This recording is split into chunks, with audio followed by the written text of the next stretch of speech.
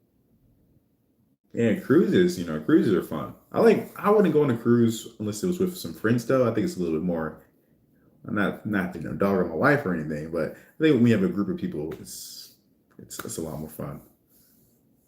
So you can still have alone time with your significant other, but you can still have some group fun, which is always a lot of good times there.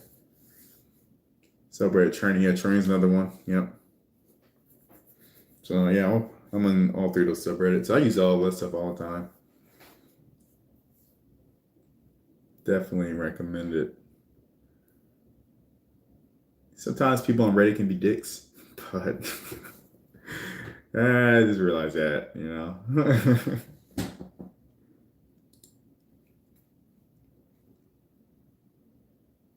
Okay. Oh, okay. So TC just put out a video on how many points he earned in 2019. I need to check that out. I'm just gonna skip to the end. I'll watch it later, TC. I promise. So TC used a total of 250,000 points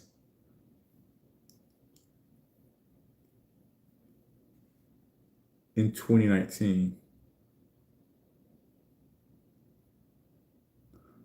Okay, so that's a lot of points. A lot of it seems to be just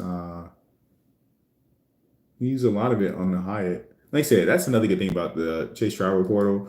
If you were to only use the Hyatt hotels, which is another video I had to do, Hyatt, I'm not sure if you guys have heard, have changed their award structure. So instead of having just a flat rate, they now have like seasonality, I guess, built into it. So I got to do a video on that. I just haven't had time. But it's still worth it. Hyatt's still a really good way to redeem your points. Really good way to redeem your points. So if you were just using Hyatt with your Chase points, you'll probably get at least 1.5 cents per point.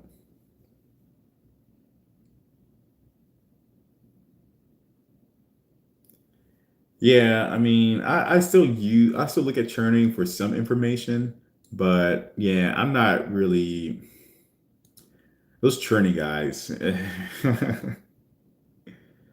Those training guys can be kind of sketchy, the way they use your points. I don't, condone that. I don't want to burn bridges with the banks. It's a little too risky for me. I mean, it's high reward though. High reward, high risk, but yeah, a lot higher frequency. Yeah, they find loopholes all around how to get points, sign-up bonuses. Yeah, I would say most of those points are from Colombia. He used a lot of points in Colombia and Hawaii. So he went to Hawaii as well. He went to Colombia twice, and Hawaii once.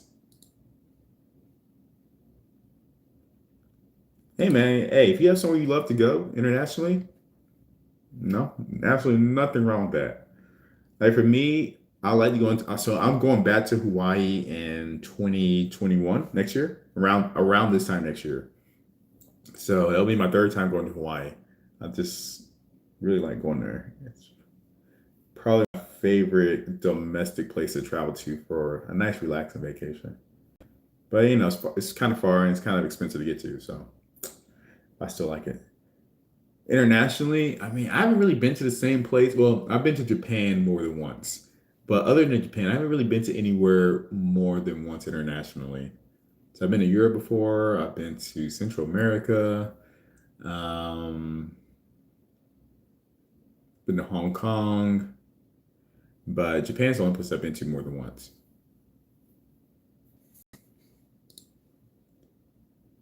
I have the no annual fee Sapphire, the closed one. Can I still transfer my points out to partners? The no annual fee Sapphire? Oh, wait, is that the what's that card called? Wait, what's the no annual fee Sapphire card? I'm not sure which card you're talking about. But if you want to know if you can transfer your points, usually if you just open up the Ultimate Reward website, if it doesn't give you the option to transfer points, then you can't. But you should be able to, I guess you can transfer your points to another account.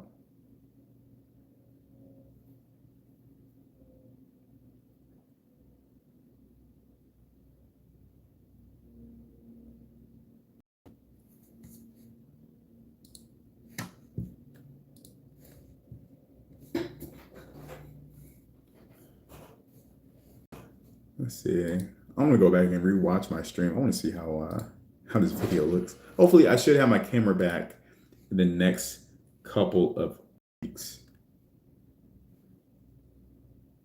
Next couple of weeks, I should have it back. Fingers crossed.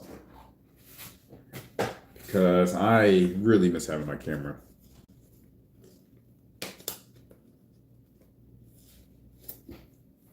I guess what island would you recommend for Hawaii? Must-see places. So if you want to go to Hawaii, all the islands are a little bit different in different ways. So, usually when we went to Maui. And I would say Maui, if you're thinking of Hawaii, you're probably, what your expectations are. Maui is probably what you want. It's that very laid back lifestyle. It's just pretty much all beach, right? I mean, very relaxing place is Maui. But if you want something a little bit more upbeat, then you have to go to Honolulu. And that's more like having a city life that just happens to have a beach attached to it. So if you wanted a city life, then go definitely to Honolulu. So I've been to both. I don't think I would go back to Honolulu. But that's just me. Now, Honolulu's on Oahu. I think that's the name of the island. But if you go on the north end of Oahu, I think I'm saying that correctly, Oahu, whatever the island's called, the north end of Honolulu is pretty nice as well. It's more like Maui. It's that laid back feel. And then you have the Big Island. And I think that Big Island is, of course, you probably get some beach, but I think there's a lot of rainforest on that island. So if you want to do some more rainforesty type stuff, you can do that. So I haven't been to the Big Island though, so I don't know what it's like, but they're all a little bit different. And if you want to fly between islands, I think from Maui to Oahu to Honolulu, it's only like, depending on if you get the ticket early enough, it's really cheap. One-way ticket can be really cheap. So maybe less than $100. So you can probably pay $75 for a one-way. And if you need to do round trip, just get it early enough. Don't wait till the last minute.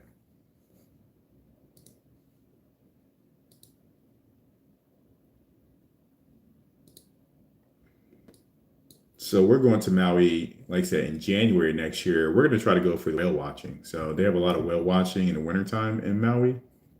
So that's when we're going to be going.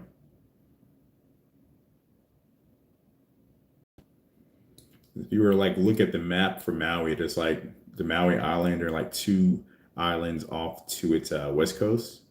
And the whales really like to come into that space between all the islands to kind of have their kids. That's where they have their babies at. So, yeah, that's my plan for Hawaii for next year.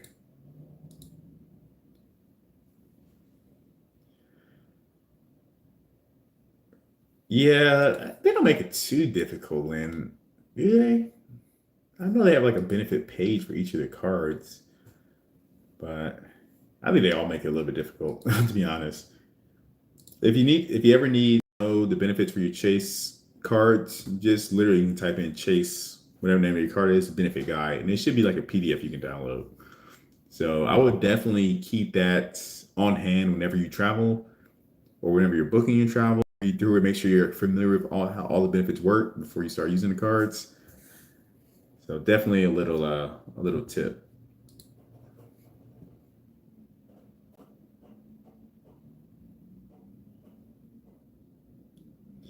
Yeah, I saw that thumbnail, Lynn, for his car getting shut down. Which car was it?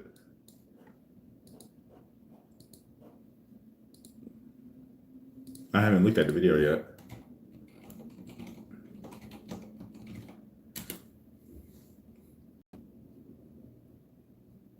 Like I said, I never really watched Wise Fly's video before.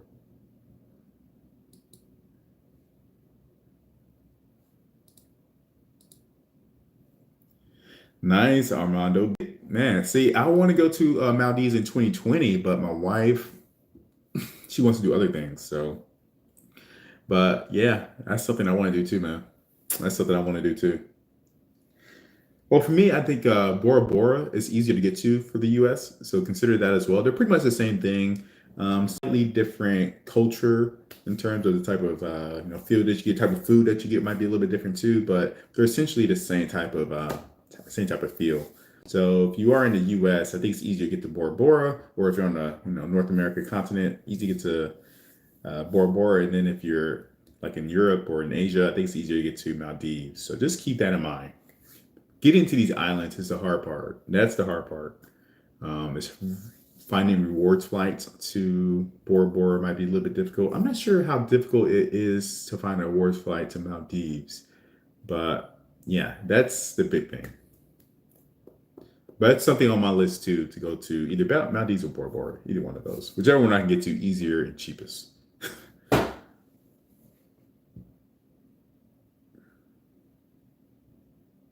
Oh, was he now? Oh, yeah, that's a really sketchy thing to do. To get paid to type authorized users. I'm surprised he was doing that. Like I said, I didn't think his channel was like that. Um, huh. Okay. Interesting. Yeah. Definitely don't want to do that, guys. Don't just sign up people, you know, as authorized users unless you know those people. It's definitely a form of abuse. So yeah, both Citi and Bank of America, man, it's just not worth it. It's just not worth taking that risk. I'm surprised he did it too, but there was another my man, How to Build Credit TV. He got shut down too, I think, for Chase for doing that. He was getting paid to add authorized users. Yeah, it's a thing apparently. So How to Build Credit TV. I mean, they have good intentions, they want to help people out, but at the same time, getting paid for it and adding people who don't really know how, you know, I think that's yeah, it's not definitely not good.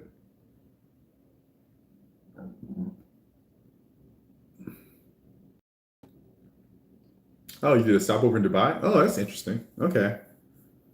I actually have family in Dubai, but I'm not. So my aunt and uncle live in Dubai. They've been living there for about 5 or 6 years now. I could stop, but I think they're about to move back to America pretty soon. No, that's actually not a bad idea. Maybe have a stopover somewhere before continuing on. Yeah, it's nice. Yeah, it's pricey. Was it like what was pricey exactly? I know getting around can be pricey. Like just getting to your hotel can be pricey from watching Sebi's video. Bank of America. Yeah, authorized users. That's just too risky.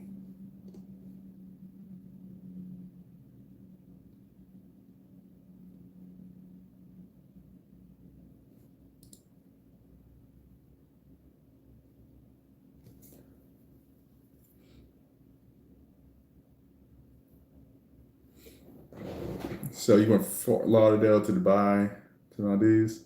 You did a seaplane to resort. Did you use points solid for your flight? Hey, what's going on, Bruce Law? Hey, he shut down his wife account too. Dang. Oh man, yeah. I haven't. All the authorized users I have are all family members. All family members. I haven't added any. I think someone actually asked me if I did that in one of my videos. I was like, no, I don't do it.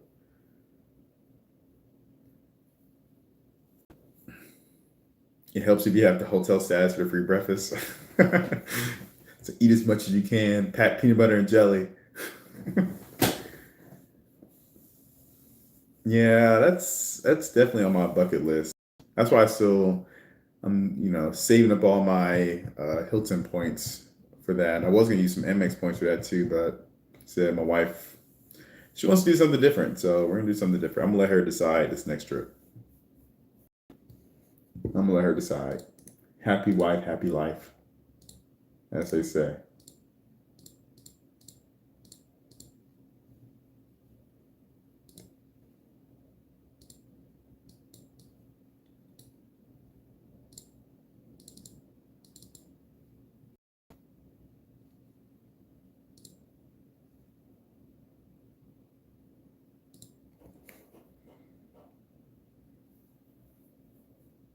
Yeah, I'm not sure if Sebi did a video on how he got there. How did you get there, Saul? Got the cheapest economy flight to on Emirates and credited the miles flown to Alaska. Okay.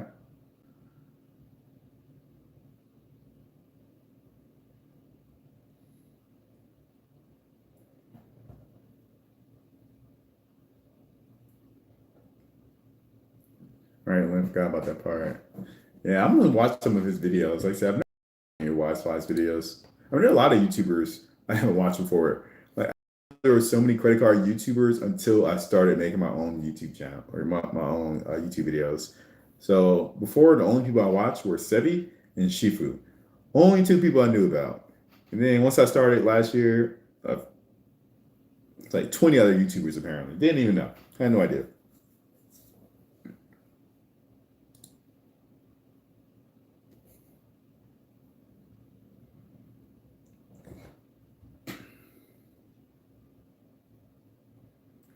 If you could have one hotel card, which one?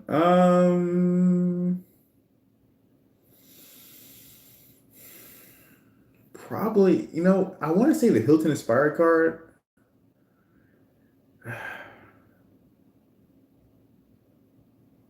Maybe, I guess. I mean, I'm about to the only other, so I just got the Blue Business Plus card. The only other in this year is going to be the Bond Void Brilliant card, but I would still choose the Aspire card over that one.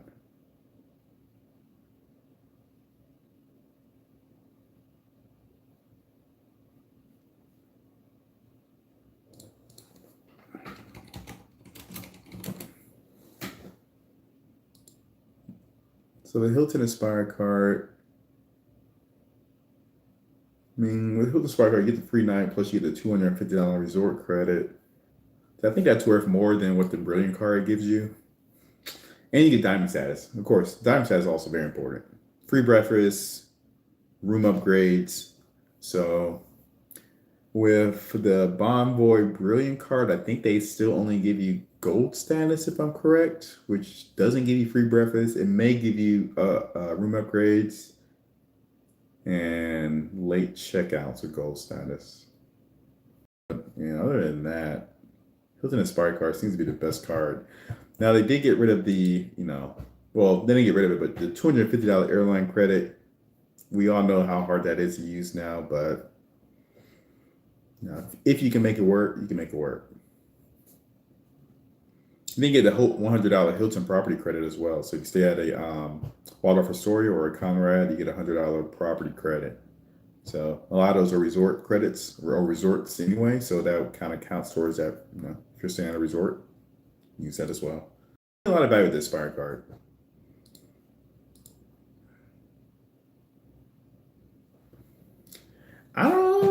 I don't see what they would do to revise the Hilton Aspire card. I mean, it is kind of too good to be true. I mean, if you just look at it by itself, you get a lot of credits. That's a lot of credits.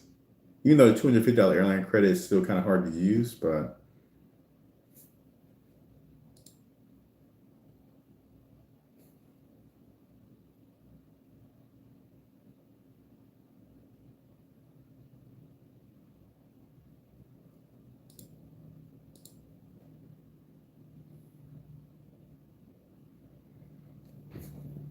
Marriott rarely upgrades gold lead members. Yeah, I didn't think they did, Casey. Like my friend, he's a huge Marriott user. I think he's the whatever the top one is. He just got up to that level, and I think he was saying when he was gold, he rarely got upgrades. So I don't even think that's a huge thing.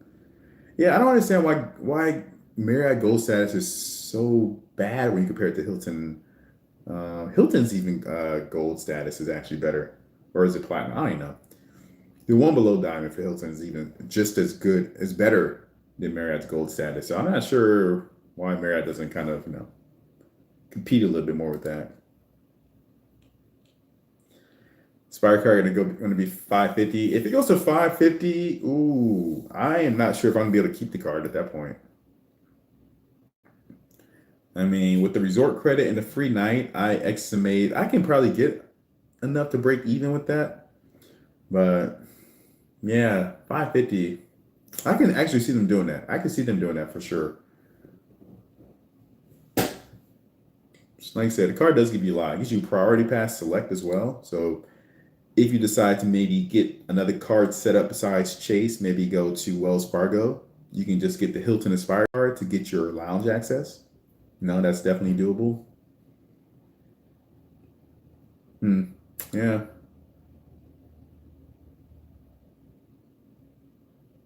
I like Hilton for the cookies, just no sweets. Yeah. Cookies are good.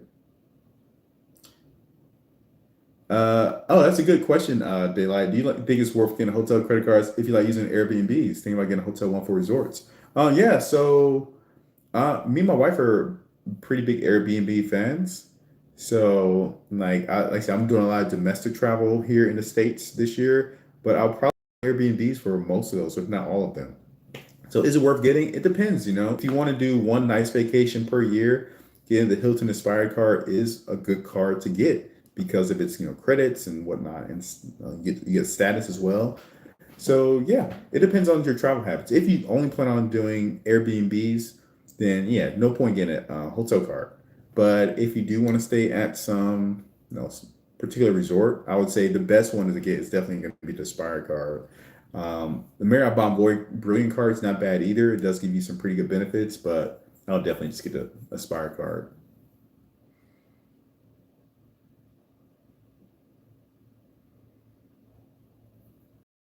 Armando got got denied for the picture card. Yeah, yeah, they got you always got to check to see what the rules are for applying. UScreditcardguide.com. If you go to their website, they usually list out, the restrictions when it comes to applying for cards. So check that out. It's definitely a good website, good resource. Actually, Capital One Venture Card was my first travel credit card. My first one. I still have, well, I downgraded it. I now have the Quicksilver card, but I've had that card for 4 years now, and it wasn't as good as it is now. It was a lot worse than since they recently changed it, but yeah, I still got it. Well, I downgraded, but I still have the account. Yeah, CSR book Airbnbs, nothing wrong with that either. I usually try if I my thing is, and I think Sebi says this as well, is if I'm not getting at least 2 cents per point, then I might not use my points. So even on the travel portal. So I want to try to maximize my value as much as possible, right? So I usually try to aim for 2 cents per point. Now, when I do use the travel portal, it's usually when I find a discounted flight. So if there's a really good flight deal, then I will probably use the Chase travel portal and get that 1.5 cents per point. But other than that, I usually don't use the travel portal unless it's that one case. Other than that, I'm usually transferring points out. So, for instance, I'm saying at Hyatt when I go to Japan, I'm getting about 3 cents per point with that redemption. But that's just me. 1.5 cents per point is still really good value. Don't get me wrong, still great. So that's why Chase is so good. It's because of that travel portal. Hills and Diamond only gets you upgrades on international travel. Yeah, yeah. There are a few hotel brands that don't do upgrades. They actually list them out in the terms, I believe, of the Hilton Aspire or on their website. So yeah, there are definitely a few brands that don't do upgrades regardless of status. Usually the lower end brands, I think. But yeah, if you go on international travels, that's usually when you get your upgrades. Yeah, means diamond means really nothing in the U.S. I still travel. I still stay at Hilton's when I travel domestically a lot. Just get the points and whatnot. But yeah, I don't expect any upgrades. No, I didn't do A&A daylight. Very confusing. I know you can do Virgin transfers, but still a weird process. A&A should be pretty straightforward though. You should be able to transfer your points straight from AMX to A&A and then book your flight using A&A's website. Should be pretty straightforward. But I do plan on doing a video on my trip to Japan. I've talked about it in some other videos, but I am going to do a video on that. I'm not sure if I'm doing it now or just wait to the actual trip itself when I actually go on the trip. So I'll probably end up waiting, but I used on the Chase travel portal. So I will definitely have a video on that. So there's going to be a video on how I keep talking about this, but yeah, like I said, this whole Chase Sapphire Reserve card news just kind of changed up my order of videos that I wanted to do for the next couple of weeks. So hopefully I should get back on schedule this week. So I do plan on doing on essentially how I, not necessarily how I booked the Japan trip, but just kind of a more general video on how I really take advantage of the travel portal. So definitely this week. So be on the lookout. Shh, Lynn, don't ruin my video, yo. Shh.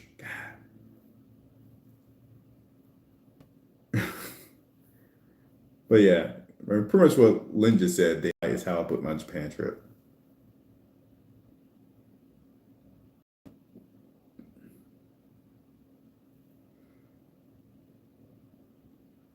Like I said, there'll be a video. Like I said, I'll probably record and it'll probably be out Monday, probably tomorrow or Tuesday. One of those days. I'm gonna do it. I might do it today. Who knows? See how much time I got.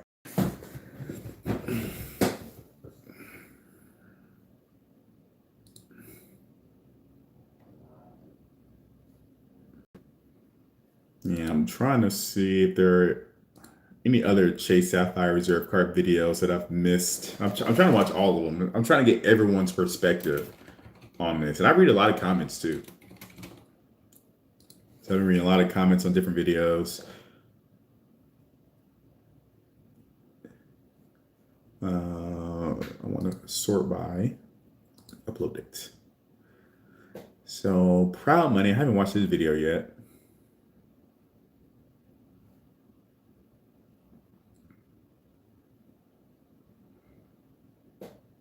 Okay, this is not really. Okay, YouTube. I don't know why they're giving me these old videos. I guess when I did about upload date. All right, there we go. Man, there's so many. There's so many travel credit card videos popping up nowadays. Travel card channels.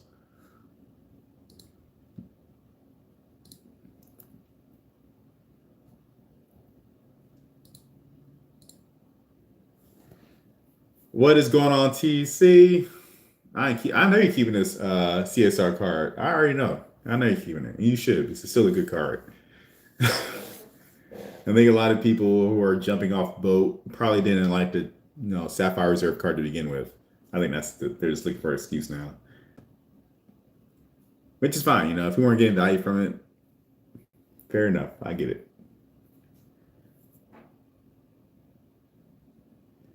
Yeah, transfer your points out can definitely get complicated depending on what you're doing. That's actually like, services that actually do it for you. I can't remember the name of the website, but they'll charge you like $200 per ticket in order to book the awards flight for you and all that stuff. So yeah, it can get complicated. Plus, when you do transfer partners, you often still have to pay like taxes and fees. So even when you use awards travel, and then there's like blackout dates for awards travel as well. So that's why it's so important. Why I like the travel portal and why I like Chase over MX, just because of that flexibility. That's the big thing. So I think my flight, for instance, iDaylight, if I were to use a transfer partner for Japan, it would have cost me more points off bat, right? But also I had to pay like $360 or $400 for the taxes and fees for me and my wife. So yeah, Chase and the travel portal still king in my opinion. But yeah, but like I said, at the same time, I think the Wells Fargo setup, because it has no annual fees, it has some pretty good categories for earning points. I think it's still a good setup. I mean, for no annual fee setup, it's still pretty good. So I'm not even mad about that. And they say you don't have the transfer partners. You don't have some of the travel benefits themselves, like, you know, airport lounge access and status and stuff like that. But it's still, I'm not even. I'm actually pretty impressed with Wells Fargo and what they what they're doing with that setup. I haven't done a video on any of those cards before, but I might do one, just kind of go over it.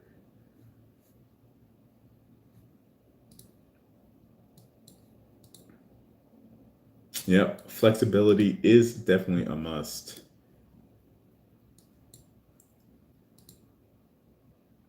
Oh, you know what? The reason YouTube isn't bringing up any new videos is because I put in cash instead of Chase. So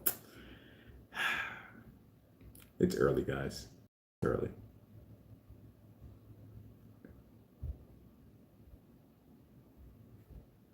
Disappointing. I gotta watch Proud Money's video on this as well. Credit Card Maestro. I haven't watched this video. Check out his video too. And there are so many channels nowadays.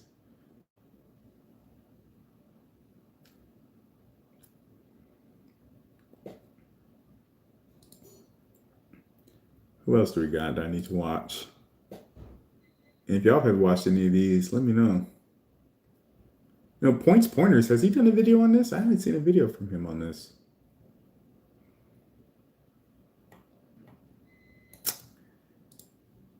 But anyway, guys, I'm going to hop off. I'm about to go get some lunch. It's about that time. Thanks for watching. I'll probably do another live stream later tonight for a little bit. I know people on the West Coast are just now waking up, like TEC. So yeah, it might be another video if you guys want to jump on. But I'll catch you guys later. A couple videos coming this week. So I daylight. Be sure to be on the lookout for it. I'll kind of go over that Japan trip that I did, kind of show you the difference. But I'll catch you guys later. So now I got to figure out how to stop this stream on my phone. How do I stop this thing? There's no buttons for this. Is it this X? Yes.